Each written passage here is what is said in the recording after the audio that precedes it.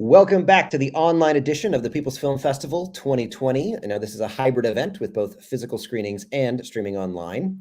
And if you haven't already, you can get your pass at kinoshortfilm.com. We have a full access pass, which includes all cinema screenings, or an online only pass for £5, where you can watch 40 official selections and vote for your favorite film to win.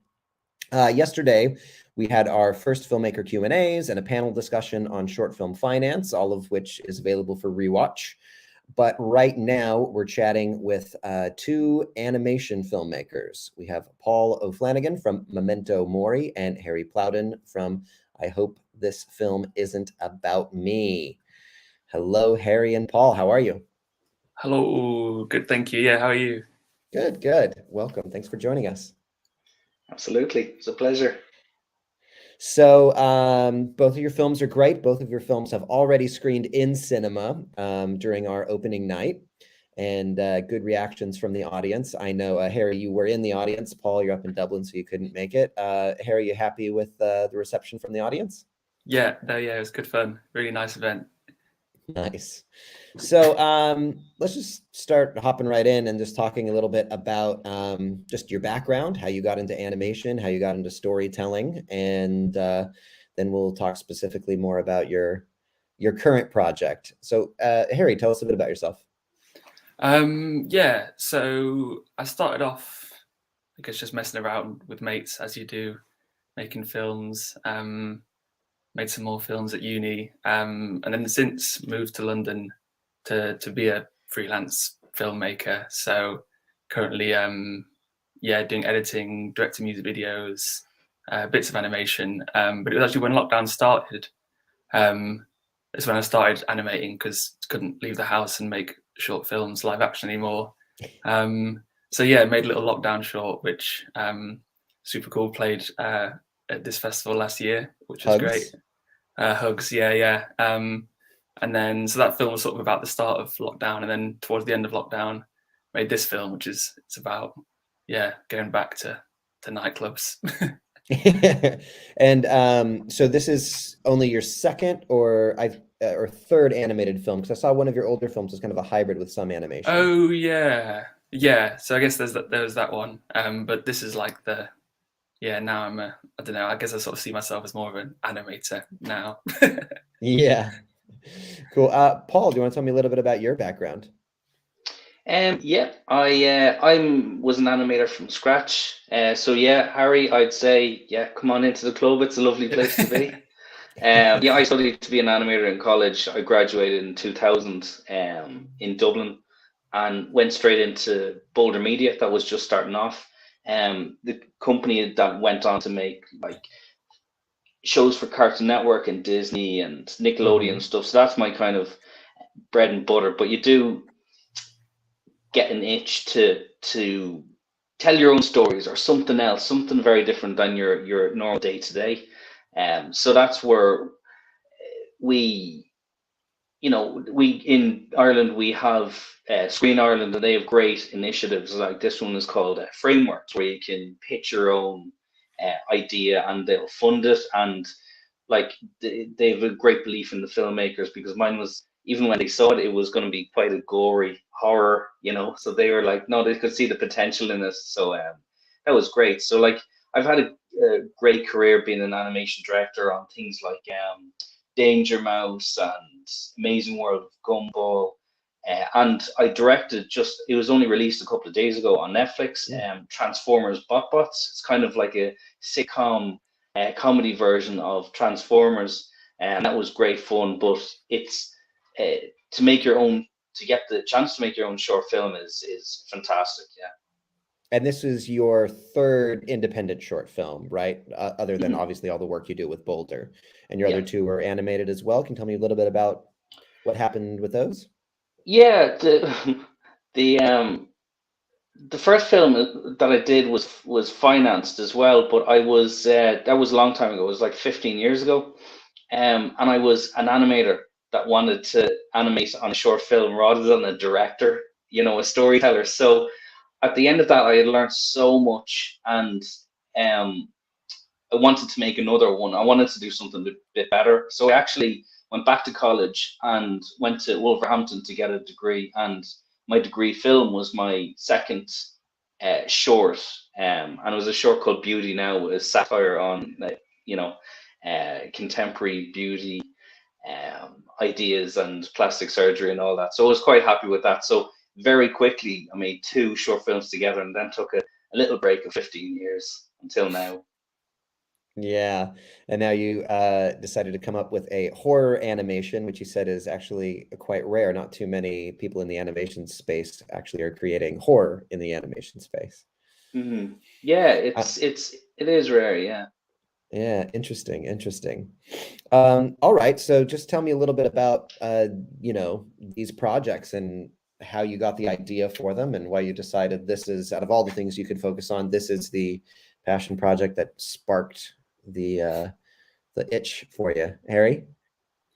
Yeah, so I guess it was initially a timing thing, as I mentioned, of nightclubs being reopened. So sort of discussion around these kind of topics at the time. I guess the initial sort of inspiration for the film is in the film, confusingly, because it's sort of a film about me making a film. So yeah, I was sort of inspired by conversation with friends and reading stuff online on social media. But then the inspiration to then make this film as a film about making a film sort of just came from just this really obvious realization that I saw a lot of people talking about, and I don't know, I feel like a idiot for sort of not having sort of realized it sooner, that just that sexual harassment is so often framed as sort of a female issue or a female responsibility, when really it's not at all. So yeah, that's sort of then why sort of I had this initial idea to make a film, an animation out of these magazines, but then sort of decided to take a step back and sort of interweave that film with a film of me making the film. So yeah, sort of really just push this that there is this sort of male voice throughout. He sounds very Charlie Kaufman-esque with adaptation. So your initial spark was more the visual style of it, the kind of the collage style, and then you found the narrative around that? Well, I guess, having started animating in lockdown, I sort of didn't really have a style, so I sort of just wanted to mess about, and I sort of, the previous film, Hugs, was like hand-drawn, and I really like the sort of handmade feel of the 2 styles I've done, because it's sort of, although it is animation, it's like it still feels like it's part of this real world that we live in. So yeah, I I'd seen some other animations that use similar style and just thought it looked really cool. And then sort of, as you see in the film, through conversation with friends and just reading stuff online, it sort of just clicked. These two sort of what the film could be about, what the film could look like, sort of just came together. Yeah, well, I'd say it's a perfect marriage, because one of the things that's so interesting to me when I watched the film was you're commenting on a facet of society, which is kind of a very ugly fashion of society. And the style of the animation, even though they're taken from like beauty magazines and all these beautiful pieces, you merge them together to create something that's quite hideous, but in a very, in the most respectful way. I mean, it really helps that level of commentary about like, getting painted up and going to a nightclub and whatnot. So compliments to you. Thanks. Paul, do you want to tell me a little bit about your interest in postmortem photography and why you chose that as your subject? Yeah. I did. I actually never knew it existed until a couple of years ago. I read an article on Victorian postmodern photography and where it came from, and it was quite normal back then, I guess, because photography, portraiture painting was quite expensive, and the initial photography was as well. So you wouldn't be able to just take snaps constantly. So people would obviously wait until the last minute to take pictures of their loved ones and say, "Oh God, we better take a picture now before put our loved ones in the ground." But I thought it was quite, obviously reading it from this point of view, I was like, oh, it's a bit morbid. So I thought, oh, let's, maybe jot a few ideas down to tell a horror story from, 21st century point of view, and with that kind of eeriness. I noticed your writing partner has their same last name. Is that your partner? Yes, it was my wife. Yeah, it happened that I was writing the script. I submitted the script and artwork and everything to Screen Ireland, and they said, "Great, we really like it. The idea can use a bit of work, but let's put our heads together." So I was writing, and constantly I'd be, asking my wife ideas as you would, and so a point came when, because like you've seen the film, there's a lot of kind of visual innuendo and double meaning and all that kind of stuff.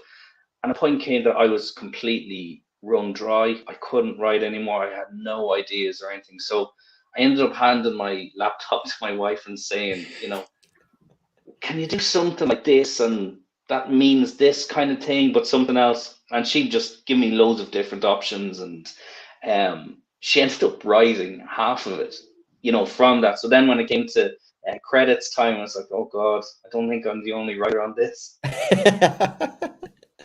And was that her writing debut? It was. Yeah. Nice. Like she's a teacher, an English teacher, currently studying children's literature as well in college, and she has done a few like school plays and stuff. So she's, a little bit of experience anyway. So she's yeah.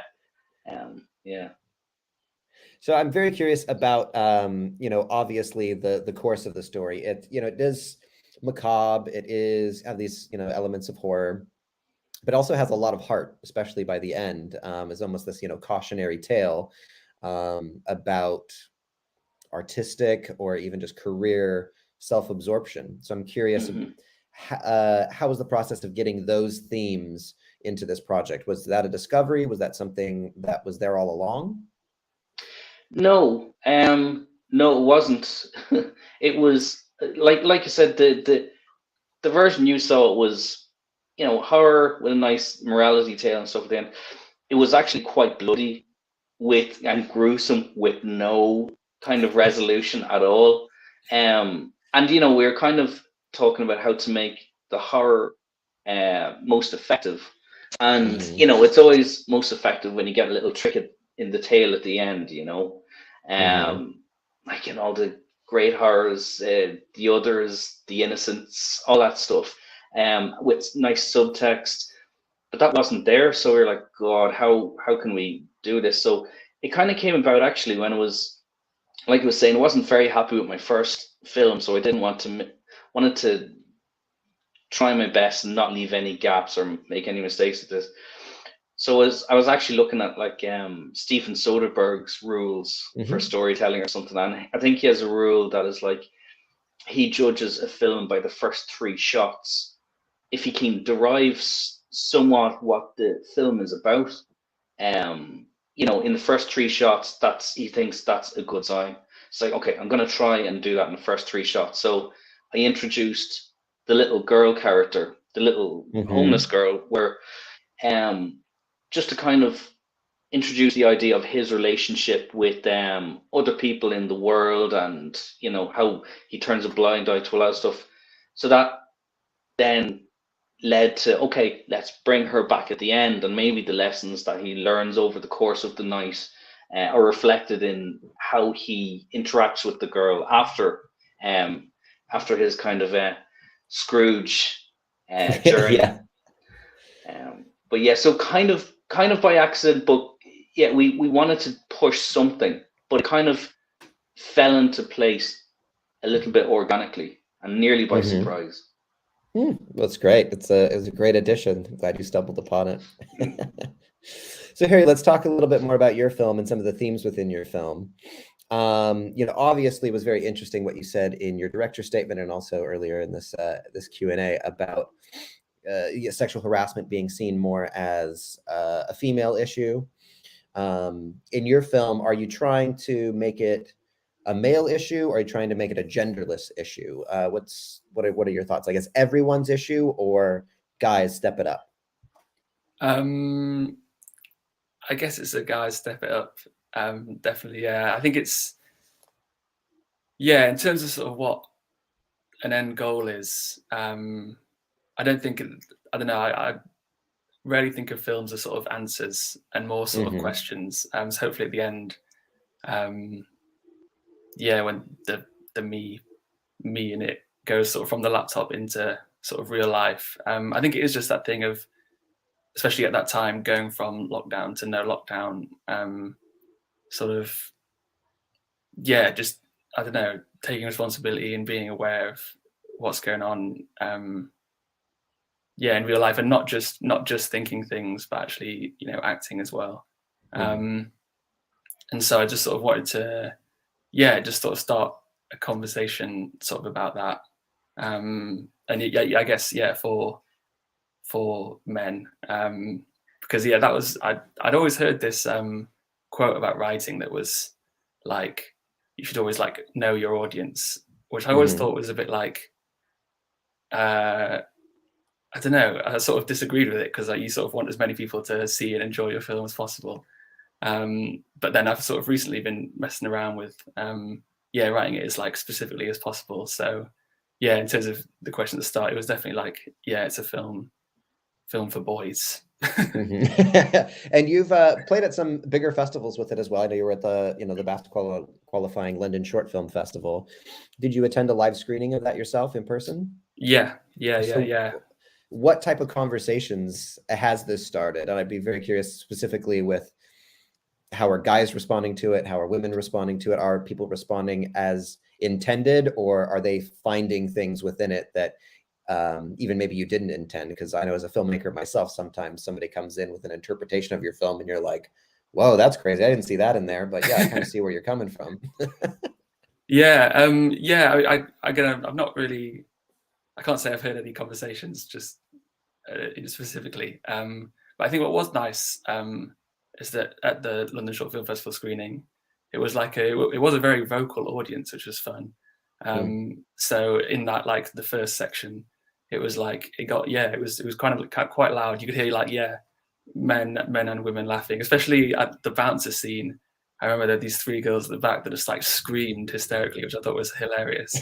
As in enjoying it. Yeah.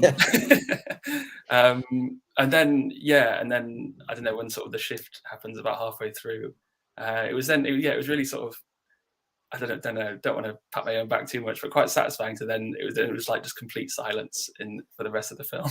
Yeah, you get them in with humor, and then you're like, there's more to this than humor. And then I guess in terms of the only conversation I have had, which is quite fun, is you know, it would, just when the film ended, I just heard two guys whispering about that they really enjoyed the film, so it was nice. So it's good to be it's doing its thing. Yeah, and it's good to be connecting about it too. And I think, you know, so much of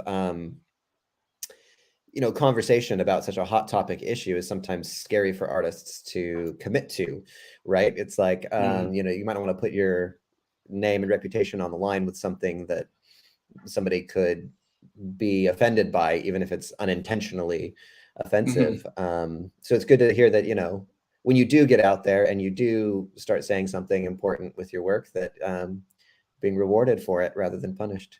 Yeah, no, it was definitely scary, because I posted online first, and just that moment was pretty scary. But I'd like sent it to friends, male and female, before, just to sort of get thoughts, and I had actually sort of changed it a lot. Oh, you did? Well, it was sort of that typing section had gone through various drafts of sort of tweaking it, until I sort of, don't know, thought it was kind of hard to, like, you don't want to make it too blunt, you don't want to make it, I don't know, too, don't want it to be too on the nose, but I still wanted to keep it kind of real and chatty, which is sort of how it was in real life when I had that section of notes. So indeed, well, it's a good conversation starter, and that makes sense, and that what it does its job, rather than it telling you exactly how you should feel. So Paul, why don't you tell me a little bit about just your festival journey thus far? I know you've played at quite a few festivals, right? You're just at Crystal Palace. Mm. How's it been? How's been audience reception and reaction? You've seen the film with a live audience at this point, right? Yeah, a lot. Like, I guess because we were locked inside making the film, and all through all the various lockdowns and stuff, and now that we're getting to get back out into the world, we're like, okay, we're gonna. And again, it could be another 15 years before I make another short. So, like, let's ride this train. But yeah. So any opportunity we get, any weekend that it's on somewhere that we can fly to. Look, we're very fortunate to be on, right beside the UK and on the edge of mainland Europe, that we can relatively cheaply nip over and back. So yeah, I've been to a bunch of festivals in London, Manchester, going to Wales next, to Cardiff next week. Yeah, so it's great. But like, we started going at the end of last year to festivals, and all the programmers were very unsure of how it would go, because people are still very wary of COVID and stuff. So Mm, you'd be in a group of, some festivals nearly just a handful of people. But it's great that we have been journeying to all these festivals, and we've got to see them growing bigger and bigger and bigger, and it's yeah, as great. people Because get the more worry brave. is, the worry is that it might kind of die out, or people might be like, oh well, I'm going out one weekend this month, I'm going to go to the pub, I'm going to go to whatever. But it's great that people are choosing, yeah, as soon as they can, they're going back to film festivals, and we've seen full houses really recently over the last month, so it's great. Yeah. Yeah, that's good. Yeah, I'd say we almost sold out our opening night, which was great. Probably about 10 tickets that didn't actually get sold. And it's been such a challenge from year to year. 2 years ago we were in person, and that had a big, learning curve. Then we went exclusively online last year and learned a lot of things that way. And this is our first year of trying the hybrid way of both, Mhm. where if you feel like staying home, that's fine. If you want to come in cinema, that's great. And so yeah, it's interesting. It's interesting how it's going. One thing I love about doing things online is, moments like this for the Q&A, getting to speak with filmmakers that you wouldn't otherwise get to chat to if they Yeah. didn't show up. Yeah, and it's great, and it's like, we love chatting about our films as well, so Yeah. it's a great opportunity. So we're talking about the festival circuit, but I feel like I skipped over everything about production. So tell me just a little bit more about the actual production process. How long did it take? What challenges did you have? Any funny stories of, I don't know, spilling your coffee over your collage and just being like, oh my God. Harry, what was your production like? Yeah, well, on that topic, so I'd initially, I mean, sort of was cutting up magazines and thinking I'm gonna, as you see in the film, this is a bit of a cheat I'm about to reveal, is that I didn't actually do it by hand, as such, as even though it shows in the film, because yeah, I was sort of just doing it in the evenings, a couple of hours every evening, and thought, if every time I open my door there's like a draft that moves all the little magazine bits everywhere, it's going to be a nightmare. So I actually then ended up just sort of scanning in all these individual bits of magazines, to then sort of make them digitally. And then, yeah, so then initially sort of made each scene as like a still image. And then from there, then sort of recorded all the voices, built up all the soundtrack, and then sort of the very last stage was then making them move their mouths and blink and that kind of thing, sort of along to the sound. So yeah, I guess so. I sort of didn't waste any time animating something I didn't like. Yeah, and how long was the process in total? Yeah, yeah, hard to say, because I was sort of doing, instead of like working on it, was just sort of doing bits and bobs most evenings. But I guess maybe a month or so. I think it was definitely sped up by it being digital, because I could just copy and paste the faces and that kind of thing instead of having to rebuild them all and all that kind of stuff. Yeah. But yeah, I don't know. It was quite nicely painless in terms of animation. And you're also like pretty much the sole creative behind it. I noticed you're writer, director, animator, you did it all. Yeah. I think it's definitely, it's part of the lockdown thing. But then also I just thought, sort of even within sort of the themes of the film itself, it sort of made sense that it's sort of something made by one person, and also I hope like this film isn't about accepted every us. voice. Exactly. It was sort of hopefully sort of by doing all the voices and that kind of thing, it hopefully sort of feels like this little contained thing that's just been made in a room, and sort of just again sort of in there's that sort of typing section about sort of getting the sudden inspiration. It sort of wanted it to feel like it was just this little thing made by someone. Yeah, no, it's great. And, it just goes to prove that you don't necessarily need a big, massive production in order to, make art that is really, really resonating with audiences and is playing at big festivals, BAFTA qualifying film festivals, right?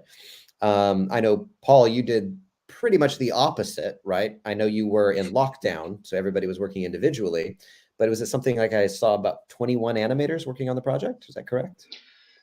There was a lot of a lot of people were working on it because we got the funding. No, God, we applied for the funding in February of it's hard to remember the years, 2020, and then I think we had all gone home when we got word. Oh, of course we did, yeah. When we got word that we got the grant, so it was made entirely remotely. So the good thing is that I am a director in Boulder and have directed a few shows in Boulder Media, and we were hiring within the company. So we took on, okay, I want this person as the animation director, this person as the art director, our producer. We had all worked together in that exact same capacity before. So there's no getting to know you, no learning curves. It was that dynamic was already there. We had done it before, so it was great. We could just jump straight in. And we knew each other's shorthands. It was tricky enough. There was its own issues with working remotely. And like you're saying, there was a fair few people that were on the short. And I remember watching before we got started, like a roundtable discussion with, Oscar nominees from like 2 years ago or something.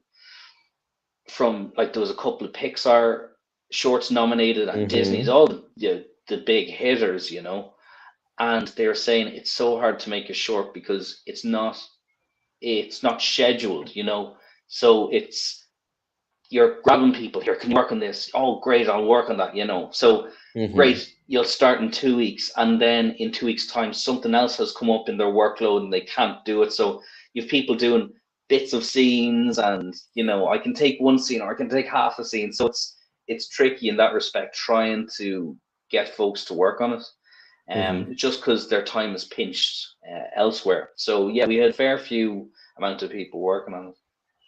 And how did it work with just continuity and consistency of style and everything? If somebody has the torch and passes the torch along, did you have a lot of practices in place to make sure that continuity and that through line was always through? Or there was, like, I guess that's, as a director, that would be my responsibility to make sure there is. But there was occasions where someone would start on a shot and you're like, oh, that's not exactly what we were trying to get at. And that's obviously wasn't communicated as best as it should have been from me. So then you go off and write notes and do up drawings and gather reference and all that kind of stuff. But in that respect, like, it's vitally important that you see the stuff in your head before it's on the screen, as a filmmaker, as an animator, as anything, because if you don't have that, if you don't see it playing in your head, you are going to get things that aren't matching up, different styles and stuff, especially when you have people coming at it from that have jumped off different productions. A lot of the time, people tend to be still kind of unconsciously holding on to the styles of the previous production they've worked on. So you can see different styles of animation creeping in that you need to keep an eye on. So it's important to know what you want, before you get it in front of you. Nice. And so was the entirety of your project publicly funded, or was there any private finance you put in as well? No, well, Yeah, there's like the funding from Screen Ireland was very generous. Mhm. However, you always overshoot the mark. Like we were funded for a 5 minute film, and I couldn't get the script down. I couldn't get it down. So it's 8.5 minutes. So that had to come from somewhere. So and everyone that worked on it did such a great job, and there was loads of people that you'd see. We'd have like shared. We use a thing called F-Track, a thing to share artwork and do approvals and notes and stuff. And you see work coming in at 2 o'clock in the morning, and oh god, it's people put in way more work than they were paid for. It was a project of love. That So defines yeah. short film. Oh, cheers. That's short film for you. Everybody's blood, sweat, tears, passion, Yeah, favors. That's how they get made. yeah, absolutely. All right. So what's next for you guys? What's your next project that you're working on? What's stewing, Harry? Yeah, making another animation. I think, don't know if this will be the last one before going back to live action, because I've got a couple ideas bubbling. But yeah, making one more animation, and just because I want to try out the last two animations I made have sort of been half animation, half live action. So I'm just curious to just go full animation, see what happens. And yeah, hopefully finish that up in the next week or two. We'll see. Finishing up production on it, or finishing up Yeah, just writing? Oh, okay. So yeah, you're pretty far yeah. down the line. Yeah. Just sort of been doing a lot of like making all the backgrounds and recording the voices and that kind of thing, and now sort of bringing it together, adding in the characters and that kind of thing. Can you give us a little teaser of what the theme is? Oh yeah, sure. Yeah, it's about a boy who enters one of those like cereal box competitions. But when he doesn't win and none of his friends win, he goes to find out who has won, and then because there's all sorts of political corruption and whistleblowers and assassinations, there's a car chase. It all goes a bit wild. So yeah, I don't know. We'll see how it ends up. Oh, I like it. Yeah, sounds fun. Look forward to watching it. Sure. Paul, what are you working on next? I mean, obviously, there's the day job, but do you have the seedling for the next short we're going to see in 15 years? We actually did. Like I did say, okay, that's done. That's that itch scratched. I didn't have an immediate desire, but in the last few weeks, myself and my wife have been playing around with a few ideas, as to what we could do. But this time it would be very consciously the two of us going in and writing it, or she'd write it and I just wouldn't do anything. But yeah, so there's that. We're still very just loosely playing around with some ideas, and even if we kicked it off in earnest and got funding, what month is it now? God, it would be this time next year by the time we'd actually start. So it's animation is a very, very long process. And then there's the day job. Yeah, we're still enjoying the fact that Transformers BotBots is hit Netflix, and we're getting great That's great. response for Congrats. that. So yeah. Fantastic. So I always like to wrap things up with what have you learned along the way? What advice can you pay forward to filmmakers? So this can be, think of somebody who's never made a film before, somebody maybe just a beginner, or heck, even just a peer. What nugget of knowledge can you drop? Harry? Yes. I don't know if this is exactly a piece of advice, but it's something that I've been thinking about recently, and I think it's especially what I love about animation is there's just a lot of freedom. What I sort of dislike about live action and also just sort of film in general is that you kind of often, you're sort of building up to like a shoot day, or you're building up to, this is like the big project or something like that. Whereas if you think of a painter, they're kind of dabbling in lots of bits and bobs, and I don't know, something about that just feels a lot more sort of honest to me. So I think through animation, through not having a shoot day, but sort of just don't know, yeah, rolling out of bed and drawing a car chase. It's like, I love that you can just sort of, yeah, play around, do a scene, scrap it, try it a different way. So yeah, I don't really know what my advice is, but To me, it sounds like, you know, I don't want to put words in your mouth, but it's about a creative lifestyle, right? Rather right, than, yeah, you know, you are a creative. It sounds like it's obviously a big part of your identity. Yeah, going more that route of like a painter or something rather than, yeah. I think it's just something about, you know, often, especially, you know, with that, whatever, like books about screenwriting structure, or whatever, it often feels like you're sort of stuck in boxes. Whereas I think what I want to start trying to do, and what has been really great for me, is just sort of messing about and yeah. making a story, then, you know, taking the first half and putting it somewhere else, and yeah, just sort of having a bit more fun with film, and sort of, yeah, getting rid of the boundaries of, don't know, Yeah, planning. it's fun to experiment. It's, you know, Yeah, yeah, it's fun to tinker. And I think it is, you know, a lot of people do get caught up in the rules of screenwriting or the rules of story structure or the rules for everything. And you know, I've always found with any creative endeavor is, yeah, the rules are there and the rules generally will point you in the right direction, but there's always an exception to that rule. Somebody who broke it and broke it in a brilliant way. So sometimes I think it's a bit more healthier to see them as options rather than rules. right, Like, yeah, yeah, oh, this yeah, is an option. This is a safe option. It's a good option. We know will work, but I'm feeling daring today, so I'm gonna try yeah, something exactly, yeah. And I think, new. animation, I found, just lends itself to that a lot.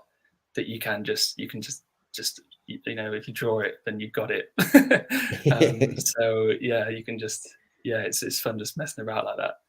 Cool. Paul, do you have any advice, any words of wisdom? Geez, I guess what would I tell myself 15 years ago before I made any short film?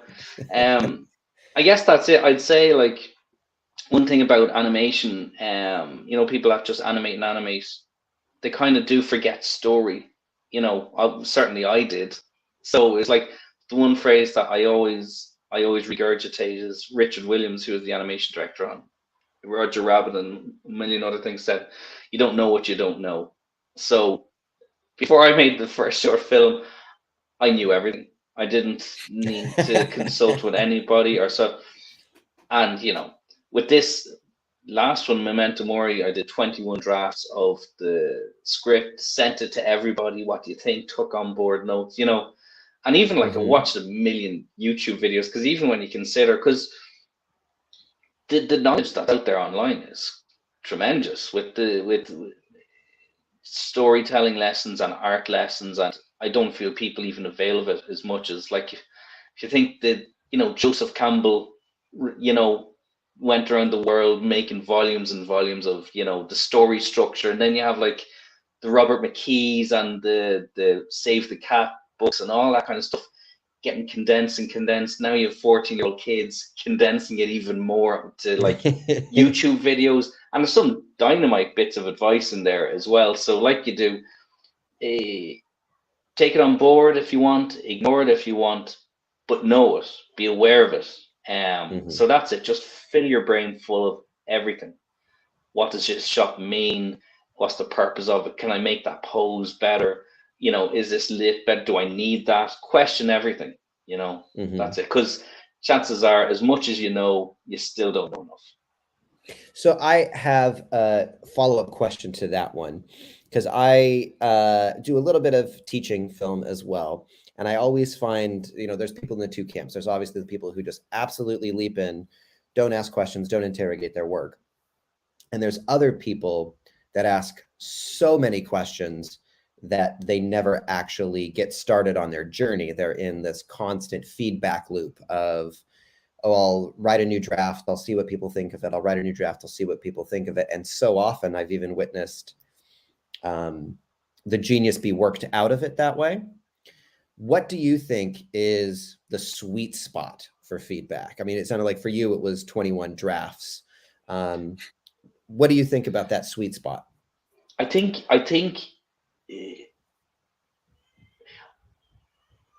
there's another thing that David Fincher said. Again, I gathered as much info as I could. Yeah, I love He it. said, like, it's a long process. Remember what attracted you initially, what you liked about the project, because there'll be so many ups and downs that you're going to forget why you're doing this. So you need to revert back to that all the time. Luckily, I had that. I had that, and I had it in my head, and I knew the story. Even though I was still finding the story, I was like, no, that's not it. This is it. And, you know, this feels right. This doesn't. And I guess it's that confidence to know that. Like, I did get back notes from Screen Ireland, and some of them were like brilliant. Like, I was talking to one of their editors, who was a fantastic storyteller, and she gave me great notes. And, you know, I actually credit a lot of the when things turn for the positive in writing it, I credit to her a lot. But then those other notes that people gave me that I was like, no, Not the right direction. I don't think so. I know the film, even though we haven't made it yet, I know it, it's in my head, and that's not it. So it's having that confidence and knowing your film before you start it, because when something feels right, it'll be right. When something isn't, you'll know it's not. Like Hitchcock says, he hated shooting the film because it's already made in his head, you know. It was just boring after that. So yeah, you need to know it, and then it'll give you the answer. Nice. Well, thank you so much for joining the call, guys. You know, you had some brilliant films. I enjoyed both of them. I'm so glad we have them, you know, here at the festival, and I'm so glad we have a chance to chat all about them and get to know more about them. Cool. Thanks for having me. Absolute pleasure. Yeah. Thanks, guys. We'll catch you next time. Cool. Cheers. Take it easy. Bye.